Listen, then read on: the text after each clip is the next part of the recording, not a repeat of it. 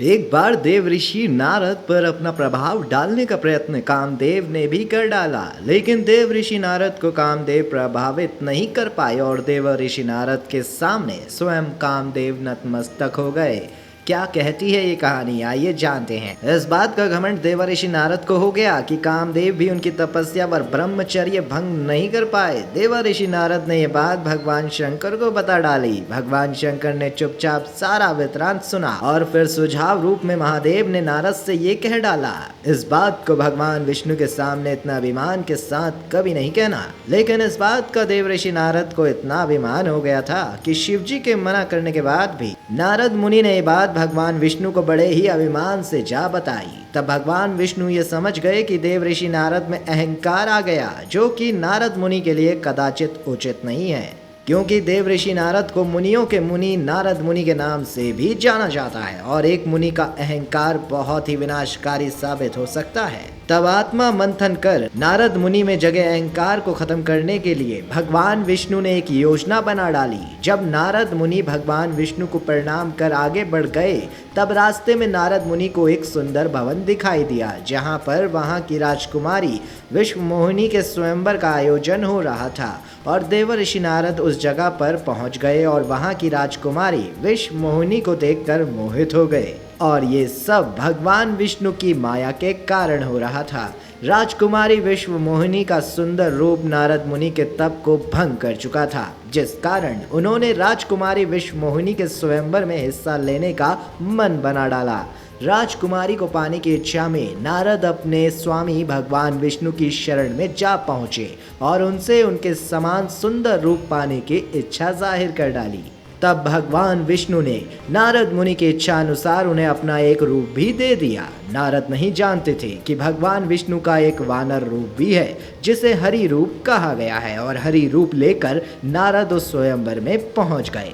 उन्हें अपने आप पर इतना अभिमान हो गया था कि उन्हें लगा कि उनके इतना सुंदर विश्व में अब और कोई नहीं होगा, क्योंकि उन्होंने स्वयं विष्णु रूप धारण कर लिया है। और इस अभिमान में आकर एक बार भी अपना चेहरा उन्होंने दर्पण में नहीं देखा।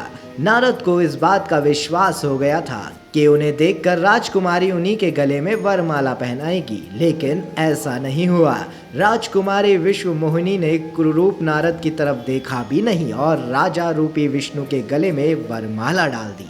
ये सब कुछ देखकर नारद बहुत आश्चर्यचकित हो जाते हैं, क्योंकि उन्हें नहीं पता था कि स्वयं भगवान विष्णु भी उस स्वयंवर में एक राजा का रूप धारण करके आए हैं, क्योंकि वो राजकुमारी विश्व मोहिनी और कोई नहीं, स्वयं माता लक्ष्मी ही थी। लेकिन मोह के कारण नारद मुनि की बुद्धि नष्ट हो गई थी। उसी समय शिव जी के गण वहां प्रकट हुए और ताना कसते हुए नारद जी से कहा, जरा दर्पण में अपना मुंह तो देखिए नारद जी।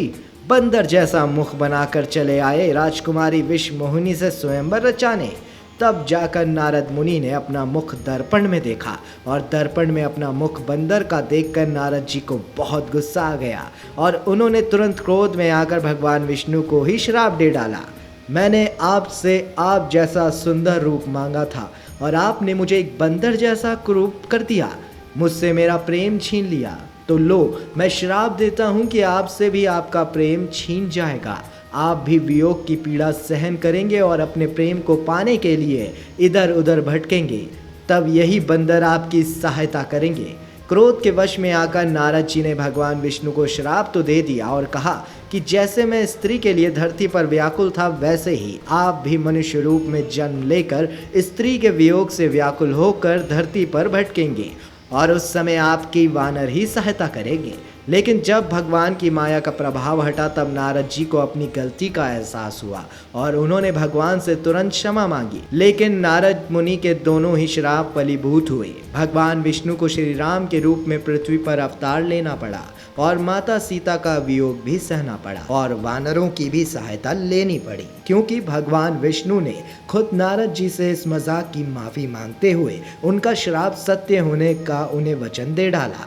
और इसी श्राप के चलते ही त्रेता युग में विष्णु अवतार भगवान राम का जन्म सफल हुआ। बोलो जय श्री हरि।